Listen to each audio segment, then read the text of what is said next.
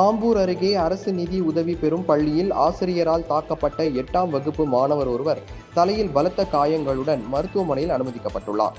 திருப்பத்தூர் மாவட்டம் ஆம்பூரை அடுத்த கரும்பூர் பகுதியை சேர்ந்தவர் நாகராஜ்.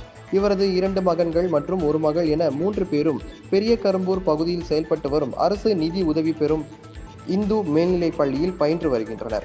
இந்நிலையில் 8ஆம் வகுப்பு பயின்று வரும் நாகராஜின் இளைய மகன் விஜயகுமாரை அறிவியல் ஆசிரியர் முருகதாஸ் என்பவர் திருத்த தேர்வு விடைத்தாள் எழுதவில்லை என கூறி தேர்வு எழுதும் அட்டையால் தாக்கியதாக கூறப்படுகின்றது.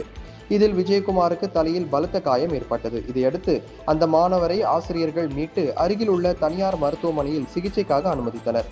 இதனிடையே காயமடைந்த மாணவரை அரசு மருத்துவமனையில் அனுமதிக்க வேண்டும் என பெற்றோர் தரப்பில் வலியுறுத்தப்பட்ட நிலையில் ஆசிரியர்கள் தனியார் மருத்துவமனையில் அனுமதிக்கப்பட்டிருப்பது பரபரப்பை ஏற்படுத்தியுள்ளது.